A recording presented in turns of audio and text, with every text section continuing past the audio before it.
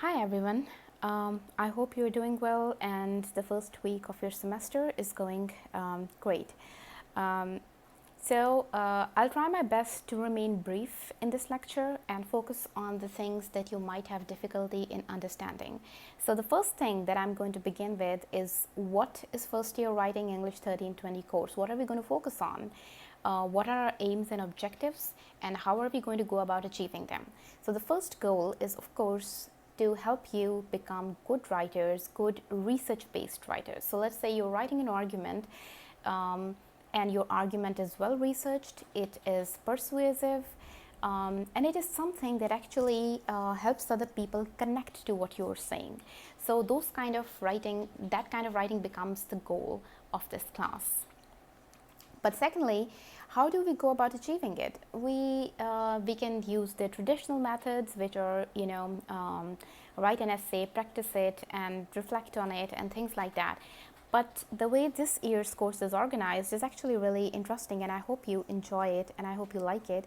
Is that we begin with your experiences. How do you feel about certain things? We move from your personal experiences, what is important to you, towards research based writing, towards using those ideas, your personal experiences, towards then a broader research focus. So, this is why the first unit of this course, Unit 1, asks you to prepare a research proposal, which means that you are saying, well, this is the topic that I want to work on, this is the topic that I would like to focus on because this is important to me and because this is important to, let's say, a group of people that I would like to talk about, and these are the things that I would like to do within it. We'll go into Unit 1 assignment in detail later, but let's move on to the Week 1 activities, which is how do we then become, we are done with the scope of the course. The first thing is that we want you to become good research-based authors who are good in understanding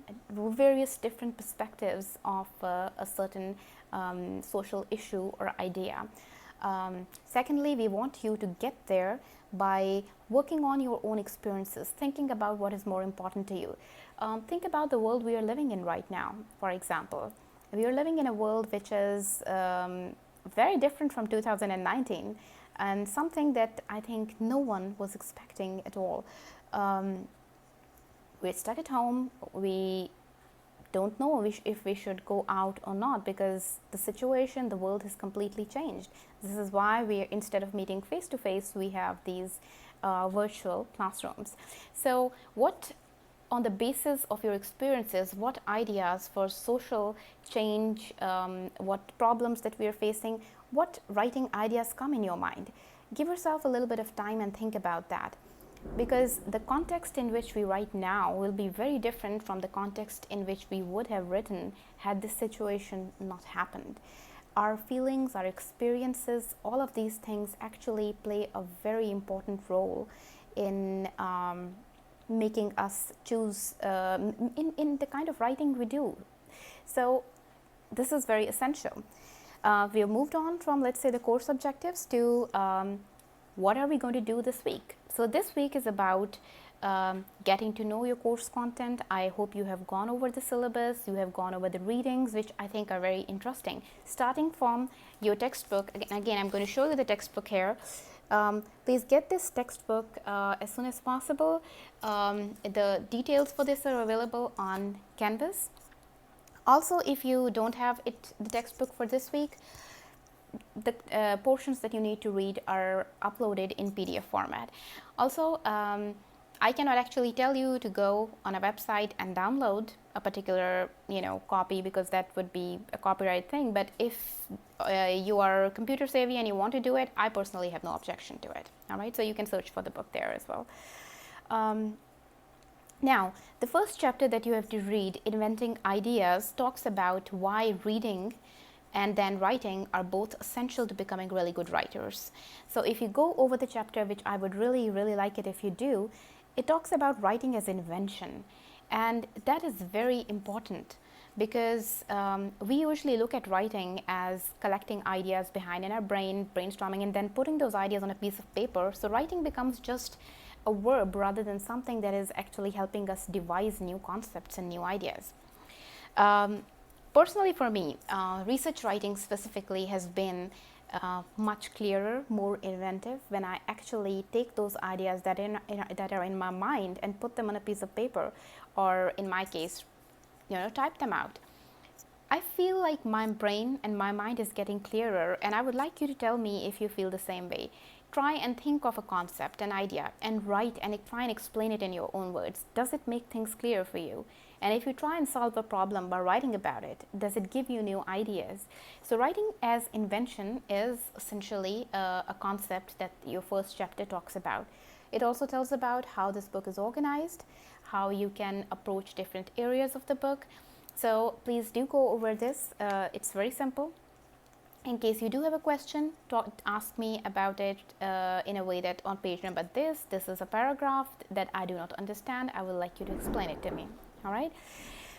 Then moving on, let's discuss this week specifically, because the readings for this week are taken from different portions of this of your book, and there are 4 essays, then there are different rhetorical tools that we are going to discuss, and I would like to take this time to explain a little bit about these devices. I have uploaded a PowerPoint presentation on Canvas for you all to see, and from this point on the lecture, I would like you to pause the lecture and open the PowerPoint presentation in front of you so that you and I are on the same page and I'm better able to explain to you what we're going to discuss today. All right. So this PowerPoint presentation is a collective overview of this week's work, and it talks about critical reading. What do we mean by critical reading? Now, usually the term criticism has been associated with something that is negative, but critical reading does not mean, or is not supposed to mean, judgment. You're not supposed to say, which many students do say, oh, this author makes a really good argument, or this author's argument is great. Please don't use those words when you write anything for me, because for one thing, we are not evaluating their work. For another, we are not judging their work. Neither are we simply reading to get pleasure out of it. Or information. Now, this seems very contradictory, because these are all the things that we are actually looking for, aren't we? So let's look at critical reading as your textbook defines it. Your textbook calls critical reading a reading done to gain more insight. And what we mean by more insight is getting to understand how writing is done, because writing does not simply have a single layer. Because a text sometimes says something, but a text is also doing something. It's performing an action. If it is changing minds, it's persuading. It's trying to make you think the way that the author intends you to do. So a text wordly might state something, but its function or its aim might be something else. Let's say a text tells a story. On the surface, it's just a story of an old man working very hard, but never giving up, being resilient, and finally making I don't know, think of anything that a person can achieve, right? So on the surface, it's just a narrative, it's a story. But isn't the story communicating something? It's doing something. It's telling you that you can work hard, that you can persevere, you shouldn't give up. So that becomes the function, that becomes the persuasive power of, let's say, that narrative. Authors in nonfiction writing use small stories, use examples of people's lives to get the same effect, right? So keep that in mind. Writing has a lot of layers. But how do we know that they're doing it? So insight, reading for insight, critical reading, what it does is it helps us look at the work from not just on the surface level, but from different layers. So let's say if you move on to slide number 4, where I've explained that all the things that before I said were not supposed to be critical reading, they are still an essential component of critical reading. But in what way? For one thing, I said that no judgment, no criticism. You are not evaluating somebody's argument and saying, oh, this is good, this is bad. What you're doing is you are saying, you are basing your idea on how does the argument that the author is making function, what is it actually doing. So you are looking at the technique, you are looking at the style, you are not looking to make quality judgments. Then evaluation. Usually evaluation means, oh, I like this work because it has this qualities, but I don't like it because I don't think this suits my concept of right or wrong or my values or my ideas. So you are not supposed to evaluate the work either. What you do is you have to see what kind of things in the argument work together to create the argument that it is, and what is working, which means what is persuading you and what is not persuading you. So if something is persuading you, it has touched on certain values that you have, right? So what are those things that the author is tapping into to get the kind of response from you that he or she is managing to get? So please focus on that. And then, of course, if you like reading, even if it is reading for your work or something, it still gives you pleasure because you're learning something important. And then you are reading for information, naturally the information about the topic, but also, and most importantly for this class, you are reading to get information about the rhetorical elements present within a text. What is rhetoric? Rhetoric is basically our ability to create an argument or discussion, to persuade someone. So we say somebody's rhetoric is really great. Think about university speeches. How do they motivate you? How do they make you feel that you're part of a big group, that you're doing or accomplishing something important? Because they're tapping on shared values and information, because the rhetoric in it is supposed to make you feel that way. So what information you're getting from these essays and reading them is the rhetoric. How is the argument organized? How is the idea created? So moving on to the next slide, let's look at the definition. Critical reading means reading to gain insight and knowledge about a multitude of things. For example, the context. What was the time? What was the moment in which this particular piece of writing was written? Was it a speech? Look at MLK's letters. What was the important essential moment that produced that letter? In the same way, what were the circumstances, the financial, economic, social circumstances in which a certain speech by a certain celebrity to encourage people was written? Because all those things inform that speech.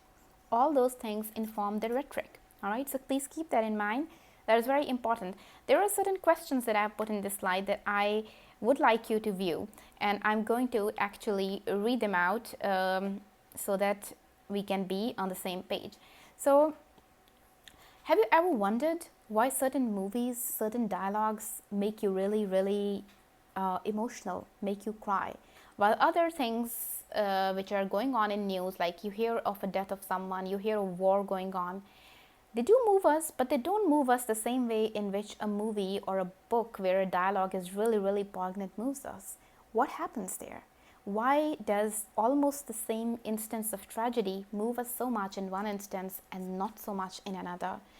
And the whole situation, the whole secret lies in the rhetoric, in the organization of the language, and how the author is manipulating our feelings.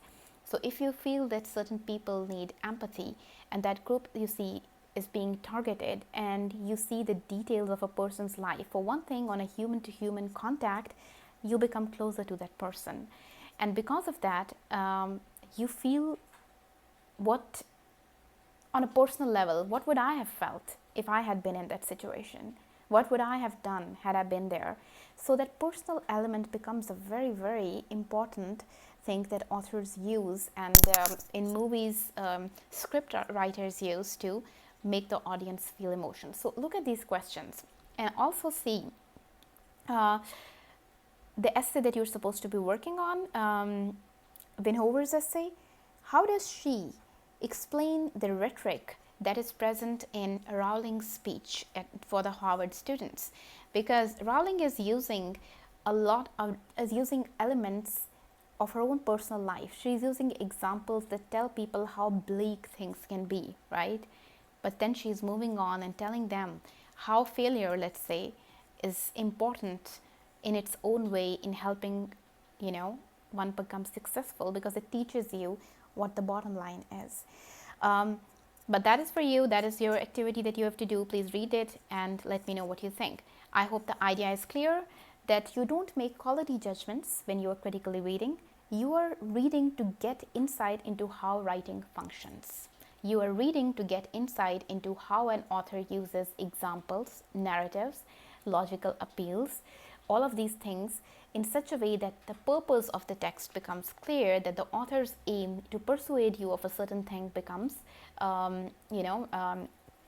takes on shape, and you actually feel like, yes, this is a logical argument. This is a great argument. I believe it and I would like to know more about it, right? So let's look at the next slide that I would like you to see.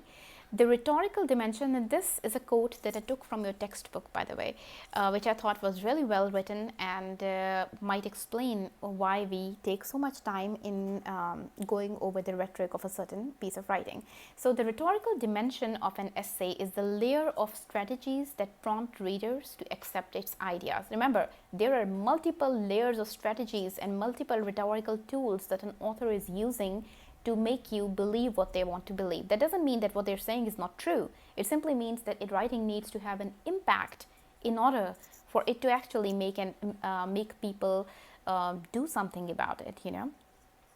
So when we read an essay, we get not only the information but also the set of intellectual moves and rhetorical strategies that the writer employs.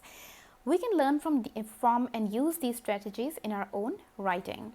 So I broke it down for you a little bit, and if you look on the side, it is writing is multifaceted. It has layers.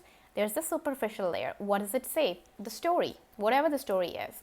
Then there is the deeper layer. What does the author mean by using that story? And then when we go further, what is the author trying to accomplish? What kind of change does the author want to see in the readers, right?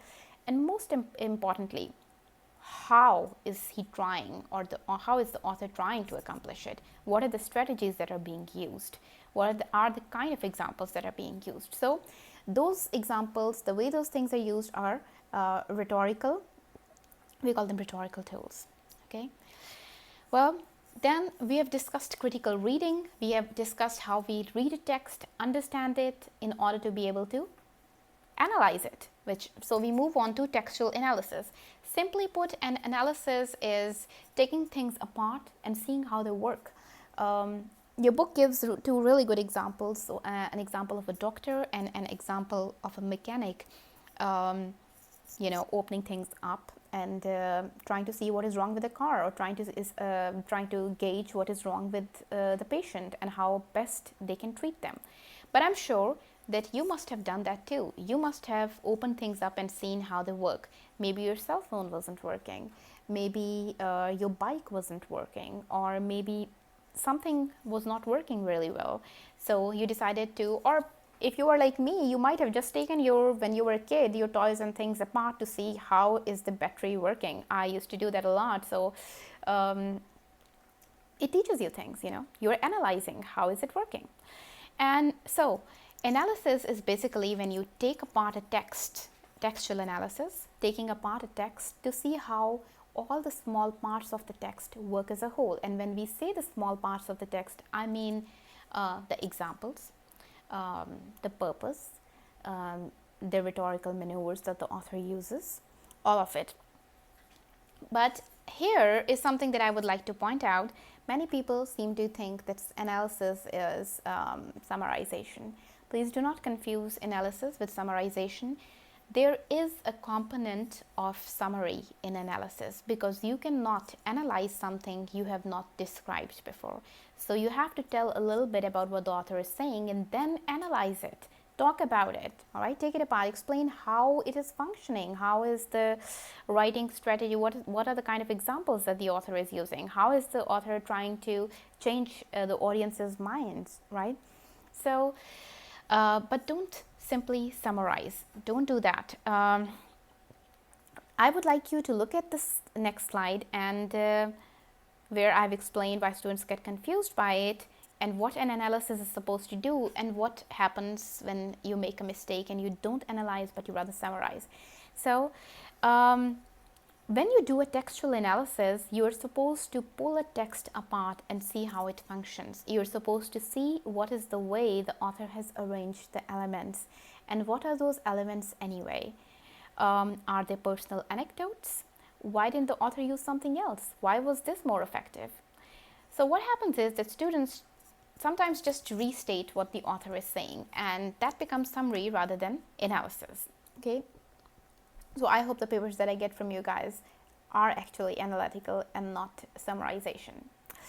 On the next page, which I would like you to go over on your own, is an extract that I've taken from your textbook. It's a summary, and then explaining how, when you write something, a summary differs from analysis.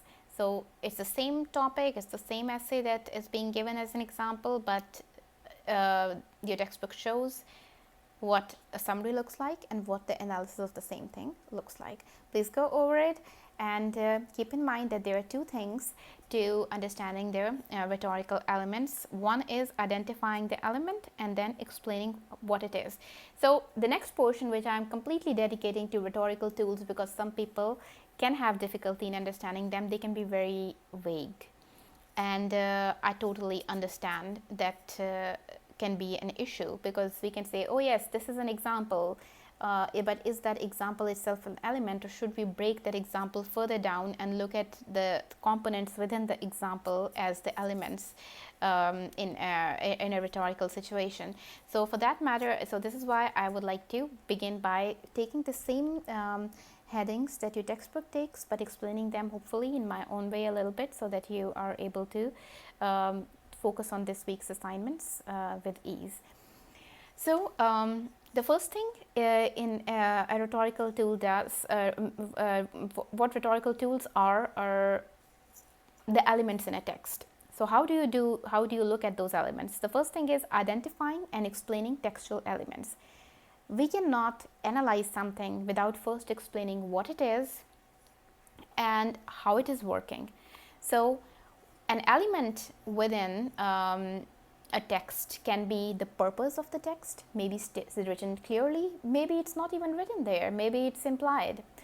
The examples that the author uses, the factual data that the author brings to the table, the context that the author provides. And remember, context is very important. The historical information, author's own experiences and biases, all of those things are elements within a text. How has the author organized it? Does the author begin with an example, or does the author begin with a statement clearly? What is the author doing, and why is the author doing it? What are the appeals that the author is using? And that is very important. Certain people are swayed by just facts. So if the author is using a lot of emotional information, maybe the audience for this for the essay is not the people who would like the essay or the text to be full of facts. So, and multiple other things. Basically, what rhetorical tools are basically the strategies that we employ to look at the building blocks of a text. And by rhetorical elements, I mean the building blocks. Think of an essay or a text like a game of Lego. You can make multiple rooms, you can make multiple floors to a building, you can have small cars, you can have small trees, small people, everything in it, right? But what are the things that those rooms and those trees and those people and those cars and those floors are composed of? They are those small Lego blocks. So writing in texts, when we say that these are the elements these are the textual elements, we mean they are the small things by which the text is made, the building blocks of the text, which can be a clear statement, which can be the words, which can be on a slightly bigger level, the examples, the narratives, the kind of appeals that are used, the context that is being built. The audience also comprises an important essential part of it. I hope you get the idea what textual elements are. So I hope that's clear. We'll move on to a few questions that I posed for you guys, which I would like you to answer on your own as well. So what questions do we ask ourselves when we are doing a textual analysis? The first question we ask is, what is the purpose of the author? What is the author trying to communicate? How are they trying to accomplish that purpose? What are the elements of the text that are helping the author accomplish that purpose? For example, is the author giving facts? Is the author giving examples? Is the author logically creating an argument, putting two and two together and letting you draw the deductions? What is the author doing? So all of these things are very, very important things. And the first thing a rhetorical or a textual analysis does is it breaks the text down, looks at what the elements are, explains why the elements are organized the way they are. Okay, so just to make things clear, if I was talking too much randomly, I will repeat it, and I hope that will be clear. Rhetorical tools are the tools that we use to write or to understand how something is written, right? And the first rhetorical tool that we are talking about is identifying and explaining textual elements, which is very important. Textual elements are the building blocks of a text. They can be words, they can be sentences, they can be concepts, they can be context, they can be a lot of things, right? So the first thing you do is you identify what are those elements in the text. Why are those elements organized the way they are? Okay, so basically you first of all identify them, and then you explain why the author has organized them the way they are organized and what function they are performing in a text. So that becomes the first and foremost part of rhetorical or textual analysis. Then moving on, we can move to the second rhetorical tool, which is focusing on specifics. So specifics is after you have decided this is the purpose, this is the general thing that the author is doing, these are the general patterns. So what you decide is you look for very, very specific things. You look for the tone of the author. Have you ever felt that certain books are very lively? They make you feel very bright, very happy. And then there are certain texts, take a biology notebook, and that I'm just saying that because I've always found it not very interesting. It can be very, the language of textbooks is very boring. On the other hand, take up a novel, take up a fiction writing, take up a comic. Aren't their language and idea completely different? Now, when you see a movie, you know what the tone of an actor is. But there is also a tone of a text, the attitude of a text. And that tone is being created by the kind of voice and the kind of words that the author is using. So word choice and vocabulary is very important. Why did the author use a particular word and why not the other word? So let's say if the author is talking about refugees and the author talks about people who have been, homeless people who have nowhere else to go and who are seeking refuge. Now, if you read something like that, wouldn't you automatically feel sympathy for them? So this means the author's tone is sympathetic towards them. Now, if the same author, instead of using the tone, people, dehumanize them and use the term vagrants, destroying our cities and our infrastructure, would your attitude towards those people change? Would the tone then be hostile towards those people? Think about it, because those things actually mean a lot, and that will also give you a little bit of an idea when you see the news reports and everything, how people manipulate the news. They can have the same incident, but two news reports can be totally different, and that is because of the specifics. That is because of the kind of language that authors employ. So the second thing we look at in a textual analysis is focusing on specifics and thinking about how that specifics are creating the tone of the text, the language of the text. And now the third rhetorical tool is finding patterns. Is an author repeating himself or herself? And if they are, why are they doing it? Is there a meaningful repetition in the text? Is the author trying to reinforce an idea? And is the pattern, the constant repetition, adding something to the meaning of the text? So keep these things in mind, because when you look for patterns, you start seeing, oh, the author is repeating himself here or herself here. Why would they do that? Is that adding to the meaning of the text? Is that important to the construction of the text? So this is why this becomes a rhetorical tool. And number 4, summarizing. Yes, summary is, like I mentioned before, important, but not important enough in such a way that you completely just summarize. Please look at slide number 9 for the details. Don't just summarize. Analysis means that you are breaking things apart and looking at how they function. You're not simply restating the author's ideas. But you cannot do that unless you also tell what the author is trying to say. So you cannot talk about how a text is saying something unless you also tell what the text is saying, right? So summary becomes another important rhetorical tool. And then quoting, because you cannot quote, not quote, and how will you comment on something if you don't quote? But then some students, and I'm repeating this here, hopefully it will be helpful to you, add a lot of quotes. All of the work is just quotes. Please don't do that, all right? Quotes are effective, they are important, but only if they are necessary. If you think that you can get away with not quoting something, that is great. But if you think that the quote is going to reinforce whatever you're trying to say or whatever you're trying to analyze, then do quote, all right? So quoting becomes another rhetorical tool.